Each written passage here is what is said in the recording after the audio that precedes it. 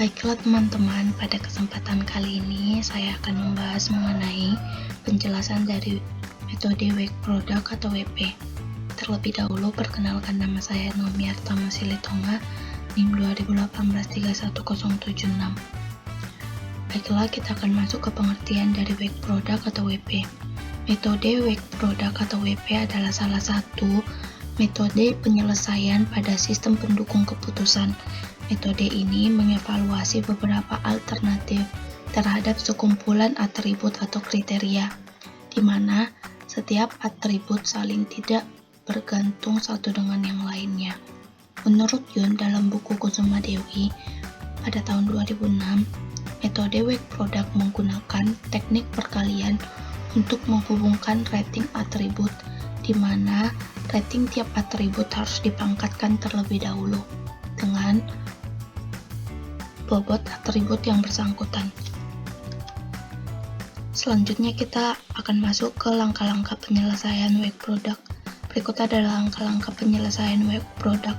Yang pertama itu menentukan kriteria-kriteria, yaitu kriteria yang dijadikan acuan dalam pengambilan keputusan, yaitu CI dan sifat dari masing-masing kriteria. Yang kedua, menentukan rating kecocokan, yaitu rating kecocokan setiap alternatif pada setiap kriteria dan buat matriks keputusan. Yang ketiga, melakukan normalisasi bobot. Bobot ternormalisasi sama dengan setiap kriteriaan, bobot setiap kriteriaan atau penjumlahan semua bobot kriteria, di mana nanti nilai WC pada bobot tersebut sama dengan 1. Selanjutnya yang keempat, ada menentukan nilai vektor S dengan cara mengalihkan seluruh kriteria bagi seluruh alternatif dengan bobot sebagai pangkat positif untuk kriteria benefit dan bobot berfungsi sebagai pangkat negatif pada kriteria cost. Yang kelima, ada menentukan nilai vektor V, yaitu nilai yang digunakan untuk perankingan. Yang keenam, ada meranking nilai vektor. Pada perankingan nilai vektor ini bakal diketahui yang mana yang bakal menjadi pilihan tertinggi. Selanjutnya kita akan masuk ke contoh soal dan pembahasan. Selanjutnya kita masuk ke contoh soal, yaitu perhitungan menentukan KV terbaik menggunakan metode Wake Product atau WP. Di sini memiliki tabel alternatif, yaitu Coffee Friends memiliki kode F1, Star Coffee memiliki kode F2, Coffee Sun memiliki kode F3, dan Coffee 25 memiliki kode F4. Selanjutnya kita bakal masuk ke cara pertama, yaitu dengan menentukan bobot masing-masing kriteria.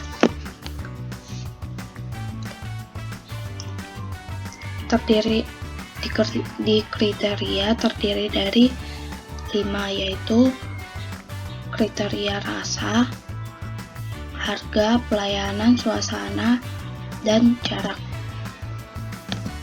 Masing-masing kriteria memiliki bobot, yaitu rasa memiliki bobot 4, harga memiliki bobot 5, pelayanan memiliki bobot 2, dan suasana memiliki bobot 3, jarak memiliki bobot 3 juga. Nilai dari bobot bakal kita jumlahkan dan hasil dari nilai bobot adalah 17. Selanjutnya, jenis dari kriteria tersebut ada 2 jenis, yaitu keuntungan dan biaya. Biaya itu masuk ke dalam cost dan keuntungan itu masuk ke dalam benefit. Selanjutnya masuk ke kodenya. Kode dari kriteria rasa yaitu C1, harga C2, pelayanan C3, suasana C4, jarak C5. Masing-masing bobot memiliki keinginan, yaitu pada bobot 1 itu tidak menarik, bobot 2 itu kurang menarik, bobot 3 itu cukup menarik, bobot 4 itu menarik, dan bobot 5 itu sangat menarik. Selanjutnya kita akan masuk ke cara kedua. Di cara kedua kita melakukan perhitungan nilai relatif bobot awal, di mana nilai WJ-nya harus sama dengan 1. Untuk mencari nilai C1-nya dengan membagikan nilai dari bobot rasa dibagikan dengan nilai jumlah keseluruhan dari bobot, maka hasilnya akan menjadi 0,2352 sekian. Begitu juga dengan C2. Untuk mencari C2 itu hanya perlu membagikan nilai dari bobot harga dibagikan dengan nilai keseluruhan dari bobot, sama. Begitu juga dengan mencari nilai C3, C4, dan C5. Kemudian pada nilai WJ-nya nanti nilai keseluruhan dari pembagian dari bobot yang sebelumnya bakal dijumlahkan, maka hasilnya harus sama dengan 1. Selanjutnya kita masuk ke cara ketiga. Pada cara ketiga, kita hanya membuat perbandingan dari alternatif dan kriteria. Di sini, di alternatifnya terdiri dari F1, F2, F3, F, dan F4. Pada kriterianya, di C1, pada F1 itu, kriteria C1 pada F1 itu 9, pada C2 60, pada C3 8, pada C4 9, pada C5 250. Pada F2 kriteria C1-nya 7, C2-nya 9000, C3-nya 5, C4-nya 8, C5-nya 150. Pada F3 kriteria C1-nya 8, C2-nya 10, 10.000, C3-nya 7, C4-nya 8, C5-nya 100. Pada F4 nilai kriteria C1-nya 6, C2-nya 12.000, C3-nya 6, C4-nya 7, C5-nya 100. Kita masuk ke cara keempat. Berikut cara keempat, yaitu dengan memangkatkan nilai dari C26 dipangkatkan dengan C32, kemudian dikalikan dengan nilai D26 dipangkatkan dengan D32, dikalikan dengan E26 dipangkatkan dengan E32, dikalikan dengan F26 dipangkatkan dengan F32, dikalikan dengan G26 dipangkatkan dengan G32. Hasilnya 0,092 sekian. Ini didapat dengan memangkatkan nilai kriteria C1 pada cara ketiga dipangkatkan dengan nilai kriteria yang sudah didapat di cara kedua.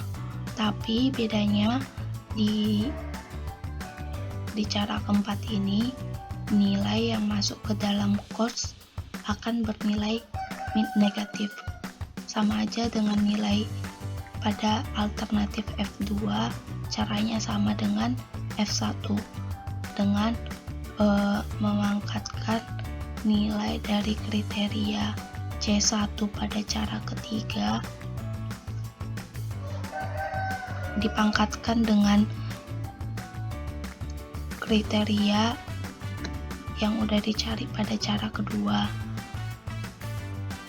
kemudian dikalikan dengan C2, dipangkatkan dengan nilai kriteria yang didapat pada cara kedua, yaitu 6.000 dipangkat dengan 0 minus 0,29 sekian dikalikan dengan nilai C3 dipangkatkan dengan nilai bobot C3 pada cara kedua dikalikan dengan C4 dipangkatkan dengan nilai bobot pada cara kedua C4 pada cara kedua dikalikan dengan C5 dipangkatkan dengan nilai bobot pada C5 cara kedua, maka hasilnya akan menjadi 0,07823 sekian. Begitu juga sama dengan cara selanjutnya pada F3 dan F4. Kemudian hasil dari nilai S yang sudah didapat akan dijumlahkan nilai keseluruhannya. Hasilnya di sini dapat 0,32. Selanjutnya kita akan masuk ke cara kelima. Di cara kelima ini adalah menentukan nilai vektor V-nya. Untuk mencari nilai vektor V hanya dengan membagikan hasil dari nilai Fs pada F alternatif F1 dibagikan dengan jumlah keseluruhan dari S, maka hasilnya 0,2795. Pada F mencari V pada F2 juga sama, hanya dengan membagikan nilai alternatif F pada nilai S pada alternatif F2 dibagikan dengan nilai keseluruhan dari nilai vektor S, maka hasil yang didapat 0,23. Begitu juga sama caranya dengan mencari nilai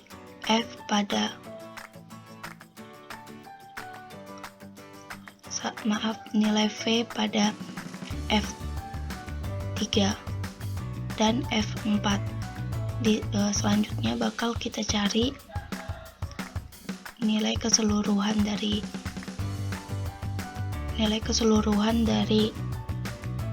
vektor V-nya. Nanti nilai keseluruhan dari vektor V-nya ini harus sama dengan 1. Selanjutnya kita masuk ke cara ke-6. Di cara ke-6 ini kita meranking nilai V-nya dengan cara menentukan mana nilai V yang paling tinggi akan menjadi ranking pertama. Nilai V yang di sini nilai F1 akan menjadi ranking 1 karena dia memiliki nilai V itu lebih tinggi, yaitu 0,2795 sekian. Yang mendapat ranking kedua itu ada F3 karena memiliki nilai 0,2651 sekian. Yang ketiga itu ada F2 memiliki nilai 0,2371, dan F4 itu mendapat ranking keempat karena memiliki nilai paling rendah.